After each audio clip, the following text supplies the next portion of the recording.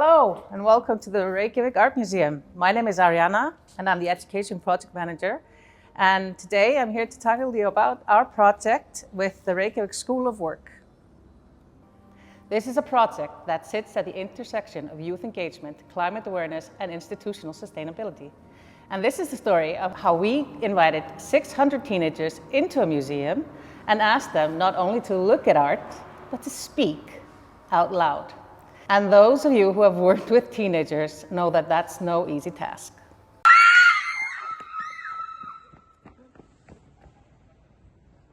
Climate change is a threat that began in the past, is experienced in the present, and will shape the future. It is also a threat that is maintained by how we live today. And young people are acutely aware of this. They're surrounded by climate narratives, often contradictory, often overwhelming. What they need is not more information, but spaces where they can process, question, and express their thoughts.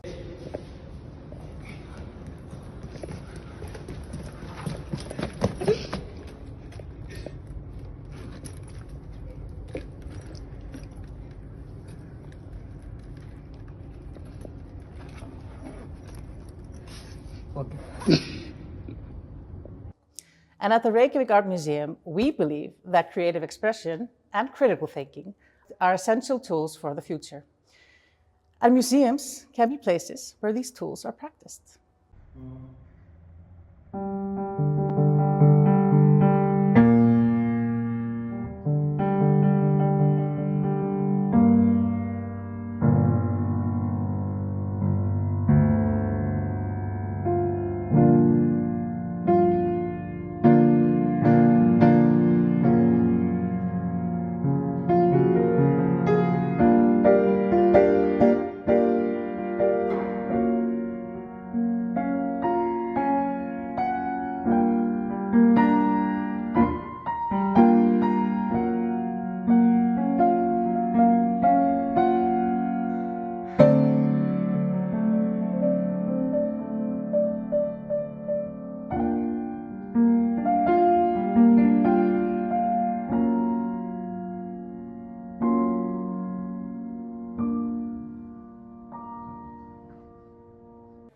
Like many museums, we had long been asking ourselves how to reach young people, especially teenagers. We welcome around 9,000 students to the museum each year, which is significant in a country with a population of less than 400,000. But when we looked closer, only a small percentage were teenagers, and most of the ones that came were secondary school art students, young people who already felt comfortable with art. So we asked ourselves, what about everyone else? Museums often want young people to visit, but we rarely ask how young people experience museums. Do they feel welcome? Do they feel seen? And do they feel trusted?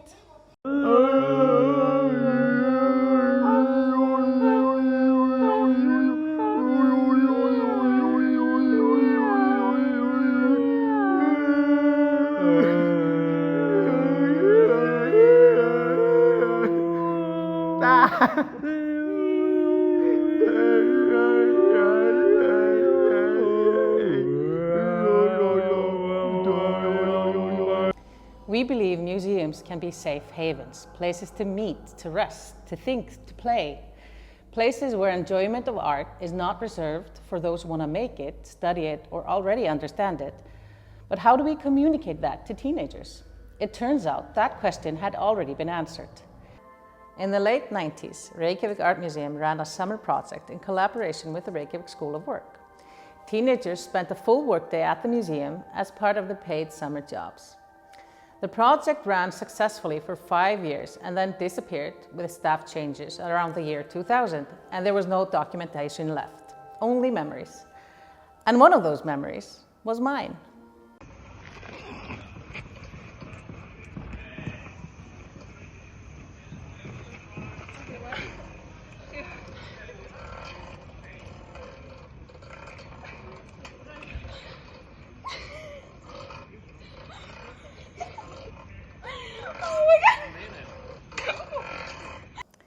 As an angsty teenager, I participated in that program.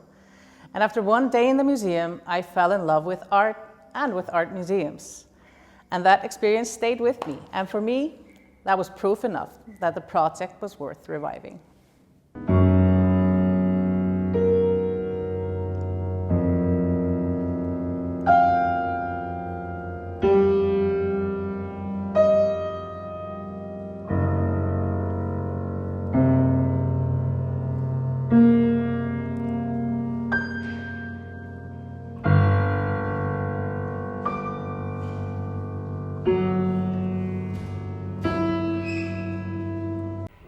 A short explanation for those unfamiliar.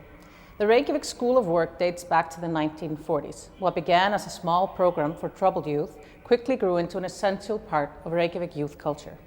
And today, most 14 to 16-year-olds participate. For 6 weeks each summer, they're offered paid work, mostly tending public spaces and gardens. They work in small groups, learn responsibility, collaboration, and balance. And they also receive education on labor rights, on taxes, and on personal development. It's a low-risk environment designed to support growth. In many ways, it's already a model of social sustainability.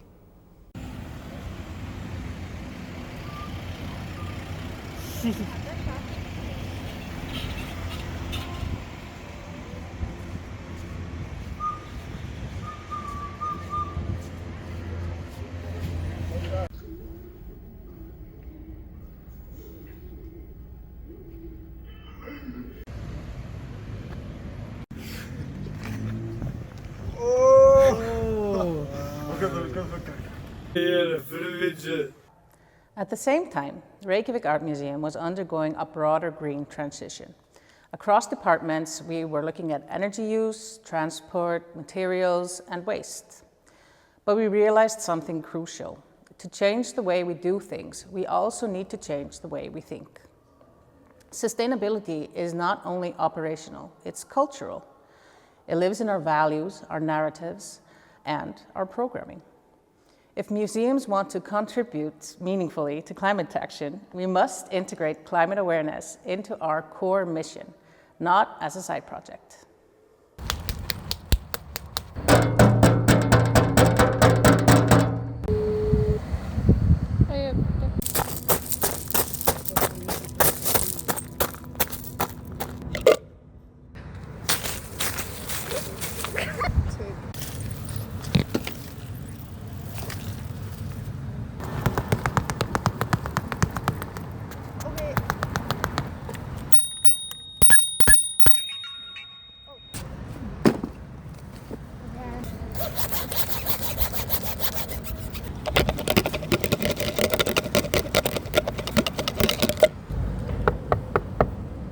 And this is where the exhibition Höfuðskepnur, or Elements, comes in.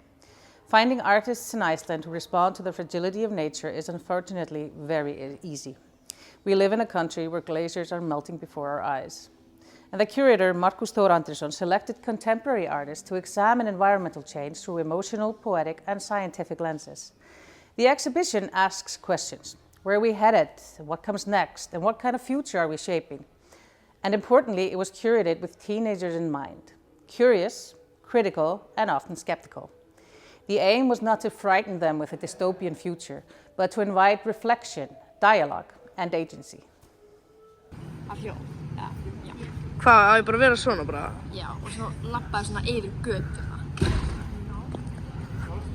Æ, úps, æ.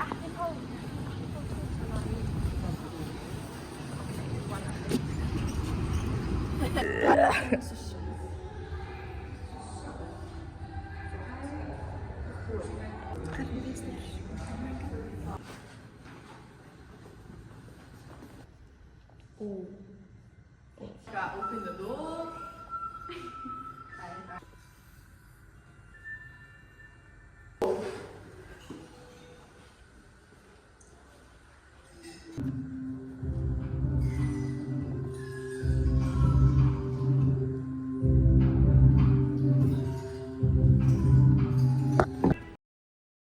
So how did we do this? The project was our way of exploring what sustainable museum education can look like in practice, not just in terms of materials or energy use, but in how we work with people, especially young people. The project ran throughout the summer and invited teenagers into the museum to explore climate issues through contemporary art. Our goal was to create a space where they could think critically, express themselves, and feel comfortable doing so. Access was a key sustainability concern from the start. We worked within the existing structure of the Reykjavík School of Work. Teenagers arrived in the morning at their usual workplace, usually close to home, and traveled together by public transport to the museum. This ensured equal access. Young people who couldn't easily travel to the city center on their own were not excluded. And at the same time, they learned how to reach the museum from their own neighborhoods, making it feel more accessible and familiar for future visits. For this to work, trust had to extend beyond the educators to the entire institution. We made sure front desk staff were informed, prepared, and aligned with the project. Some staff felt uncertain at first about welcoming large groups of teenagers, but we addressed that openly. The physical space also mattered. Sofas, beanbags, and an informal, humorous tone helped create a relaxed atmosphere where teenagers felt welcome rather than monitored. Choosing the right educators was essential. We hired art-educated teachers with years of experience working in youth centers. They were comfortable working with teenagers with strong opinions, and they were comfortable with uncertainty. Importantly, they were capable of facilitating difficult conversations about climate change, identity, and the future without turning them into lectures. Our mediation approach is grounded in critical art education. Teenagers were encouraged to form their own opinions, to share them, and to listen to others. They explored the exhibition freely, with only short introductions to the artist's intentions. The exhibition Höfuðskepnur, or Elements, had brought together contemporary artists responding to environmental change. The works ranged from emotional responses to melting glaciers to more scientific approaches to mapping possible futures. This diversity allowed different teenagers to connect with different works in their own ways. They were then asked to critique the artworks, and they did so honestly, thoughtfully, and often with surprising depth.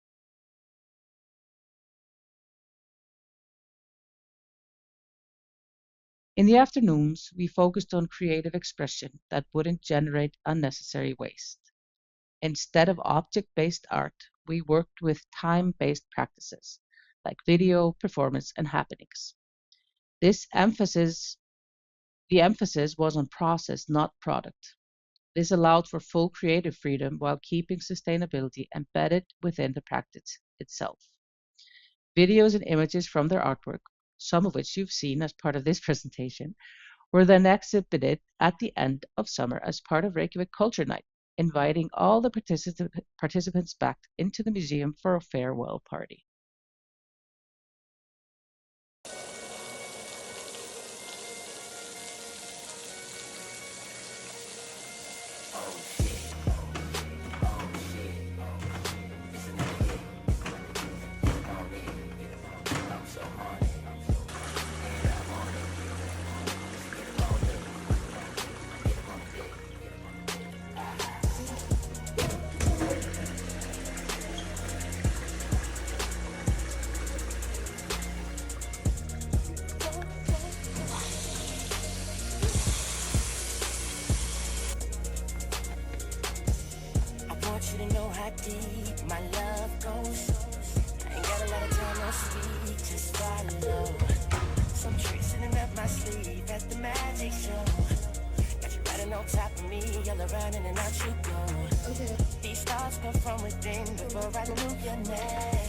So what can green museums learn from this? First, be welcoming. Sustainability begins with people. Our front of house staff were informed and prepared, and teenagers notice when they're expected, not just tolerated. Second, be comfortable. Comfort enables engagement. If people can sit, lie down and relax, they stay longer and they think deeper. And third, be fun. Play does not undermine serious topics. It builds trust, and trust opens space for difficult conversations.